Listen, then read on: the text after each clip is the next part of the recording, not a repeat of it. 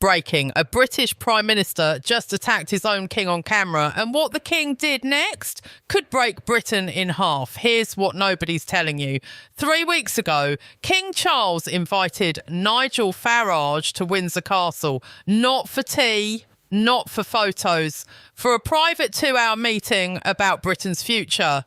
The invitation itself was shocking. Farage, the man who led Brexit, who's been called a radical, a threat to stability, sitting across from the King of England in one of the most powerful rooms in the world. What they talked about officially, silence. The palace won't say, Farage won't say. But one document leaked from that meeting, a Reform UK paper titled Restoring Britain's Democratic Foundation, page after page attacking Parliament for destroying the delicate balance that kept Britain stable for 300 years. It accused MPs of ignoring voters, of making laws nobody wanted, of putting party politics ahead of the country. And then at some point during those 2 hours, the King said 12 words that would change British politics forever.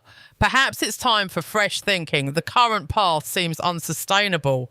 12 words. That's it. If this story matters to you, hit subscribe right now, because what happens in the next 72 hours could decide if Britain stays united or falls apart. The meeting was supposed to stay secret. Royal protocol is crystal clear. The Crown never picks sides, never plays politics, never risks scandal. For centuries, British monarchs have survived by staying neutral, by being symbols, not players. But 48 hours after that meeting, every major outlet in Britain had the story. The Times ran it on the front page. The BBC led the evening news with it. The Guardian published leaked quotes. Even the Daily Mail, normally loyal to the Crown, couldn't ignore it. Someone leaked it, but who? Reform UK had no reason to. They needed privacy, not headlines. A leak would make them look like they were using the King for political gain. Palace staff would never betray the Crown. That's career suicide. These are people who've dedicated their lives to protecting royal privacy, which leaves one suspect. Downing Street itself. Labour insiders, furious about royal interference, may have deliberately leaked the story to embarrass King Charles, to expose him as a political actor, to damage his credibility. If that was the plan, it backfired in the worst way possible, because when Prime Minister Keir Starmer heard the news, witnesses say he completely lost control. Cabinet members described a man they didn't recognise, pacing back and forth across the room, shouting at advisers, slamming papers down on the cabinet table so hard the sound echoed through Downing Street. His own deputy, Angela Rayner, later told allies that Starmer looked possessed. That she'd never seen him like that, not during elections, not during Brexit negotiations, never. And then Starmer said something no British Prime Minister has said in centuries. Slamming his fist down on the table, he roared, "If Charles wants to play politics, I'll show him how the game is really played. The monarchy serves Parliament, not the other way around. He's forgotten his place." The room went dead silent. Ministers froze. Some later admitted they couldn't believe what they were hearing. This wasn't a private complaint. This wasn't frustration behind closed doors. This was open warfare. But Starmer wasn't finished. 300 years of constitutional nonsense, old men in fancy clothes playing dress up while the country burns. This is 2025, not 1725. If he wants a fight, he's got one. With those words, Starmer didn't just criticise the King. He declared war on the monarchy itself. Every British Prime Minister knows the unwritten rule. The Crown is untouchable, sacred, above politics, beyond attack. You can disagree in private, you can negotiate behind closed doors, but you never, ever go public until now. And the second Starmer crossed that line, everything changed. Within hours, social media exploded. Twitter, TikTok, Facebook, Instagram, Reddit, every platform lit up like a wildfire. Hashtags like hashtag defend the crown and hashtag Starmer the Republican shot to #1 globally, not just in Britain, worldwide. Memes flooded feeds faster than Labour's communications team could respond. Starmer photoshopped as Oliver Cromwell, the man who executed King Charles I in 1649. Starmer ripping up the Union Jack, flames in the background. Starmer in medieval stocks being pelted with tomatoes, with the caption, "This is what happens when you forget 300 years of tradition." It wasn't politics anymore, it was public execution by ridicule. But here's the shocking part. It wasn't just Conservatives attacking him.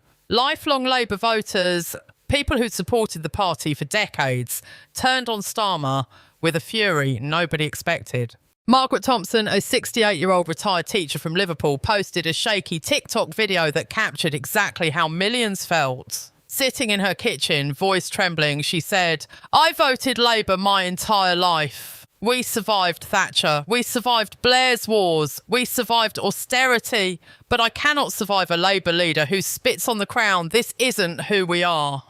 That clip hit 2.3 million views in 24 hours, thousands of comments from other Labour voters saying the exact same thing. "I'm done. This isn't my party anymore. Starmer has lost his mind." The polls confirmed the nightmare. A YouGov survey taken 36 hours after Starmer's outburst showed that 73% of Britons believed he went too far. Not 51%. Not a slim majority. An overwhelming supermajority. Labour's approval rating collapsed from 42% to 28% in a single day. That's a 14-point drop. In modern British politics, that's catastrophic. In Labour strongholds, Liverpool, Manchester, Newcastle, places where Labour has won for generations, support cratered by double digits overnight. Nearly half of Labour's own voters admitted in anonymous polling that they were reconsidering their loyalty, not to the Conservatives, not to the Liberal Democrats, to Nigel Farage's Reform UK. This wasn't bad press. This wasn't a difficult news cycle. This was political suicide playing out in real time. Inside Labour headquarters, panic turned to open rebellion. MPs created WhatsApp groups with innocent names like communication strategy and damage control that quickly became something else entirely. Coup headquarters, the question wasn't if they'd move against Starmer, it was when and who would replace him. Transport Secretary Louise Haigh was the first domino to fall after what insiders described as a brutal screaming match with the Prime Minister in his office. She walked out and never came back. Her resignation letter leaked to the press before it even reached Starmer's desk. Deliberate, calculated, devastating. "I cannot support a leader who shows open contempt for the constitutional monarchy and the millions of Britons who cherish it. I will not be part of this government any longer." Within 6 hours, 2 more junior ministers followed. Each resignation was another knife in Starmer's back. Each one gave permission for others to break ranks. Chancellor Rachel Reeves, normally Starmer's strongest defender, his most loyal ally, stayed completely silent, refused television interviews, refused to issue a statement of support, refused to even appear at Downing Street. Her silence was deafening. Everyone in Westminster understood what it meant. She wasn't defending Starmer because she was preparing to replace him. She was already building her own leadership campaign. And Angela Rayner, she wasn't defending the Prime Minister anymore either. She was walking the corridors of Parliament, meeting MPs one-on-one in small groups, calming nerves, promising stability, offering reassurance. Veteran political observers saw it immediately. She wasn't acting like his deputy. She was acting like his replacement. Labour MP Diane Abbott, who's been in Parliament for 40 years, didn't hold back. In 4 decades in this party, through every crisis, every scandal, every defeat, I have never seen a leader self-destruct like this. He's finished. The cabinet was fracturing. The party was in total freefall. And Starmer, isolated in Downing Street with a shrinking circle of advisors, was running out of allies fast. Meanwhile, Nigel Farage was playing the situation like a master strategist. While Starmer screamed and Labour MPs plotted against each other, Farage stood calmly in front of Union Jacks and spoke softly, with the quiet confidence of a man who knows history just handed him a gift. "While others attack our king," he said, looking directly into the camera, "we defend him. While others forget Britain's traditions, we remember. While others tear down what generations built, we stand firm." No insults, no mockery, no attacks on Starmer personally, just calm, unwavering patriotism. The contrast was devastating. Reform UK suddenly looked like the only party defending British identity. Labour looked like a wrecking ball smashing through centuries of tradition. The Conservatives looked weak and irrelevant. The results were immediate and staggering. Reform UK's membership surged 400% in 3 days. That's not a typo. 400%. Small donations poured into party accounts from people who'd never donated to any political party before. Former Labour voters, lifelong Labour voters, switched their allegiance overnight. For the first time in British political history, Nigel Farage wasn't just a protest figure.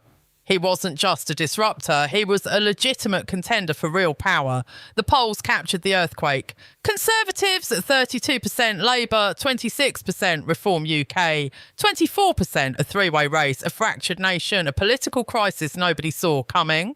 And through it all, King Charles said absolutely nothing, not a statement, not a speech, not a single public word, but that silence turned out to be the most powerful weapon of all. Every hour Charles stayed quiet, the public fury at Starmer grew louder. Every day he remained calm, dignified and composed. Starmer looked more reckless, more unstable, more unfit to lead the country. Constitutional experts called it a masterclass in royal strategy. Professor Sarah Matthews of Oxford explained it perfectly. The monarchy survives by staying above politics.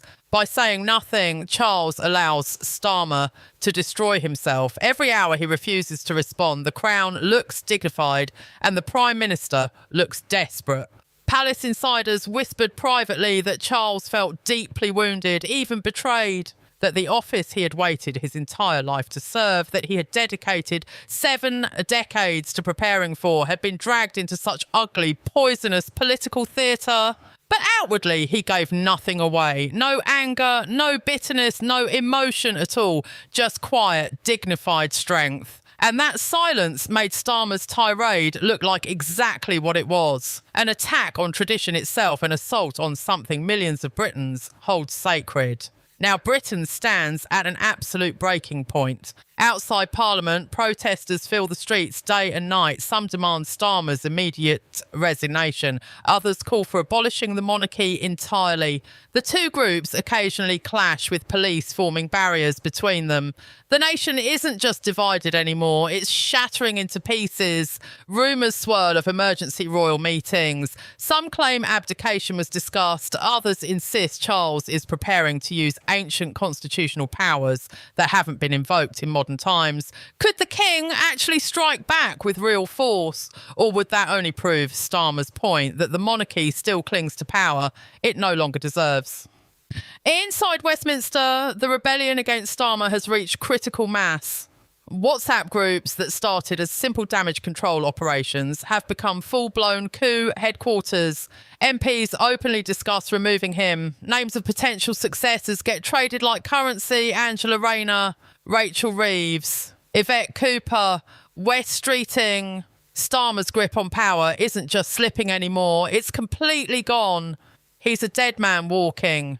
And still, one haunting question echoes louder than all the rest. When a Prime Minister declares war on his king, who survives? So here's what I need to know from you. Does Starmer survive this crisis, or is his political career completely finished? Does King Charles strike back with real power, or does his silence win the war? And could Nigel Farage actually become Britain's next Prime Minister?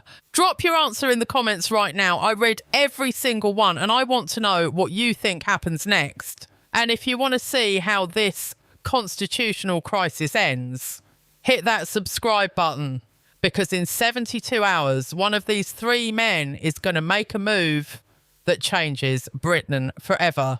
The next chapter is coming and you're not going to want to miss it.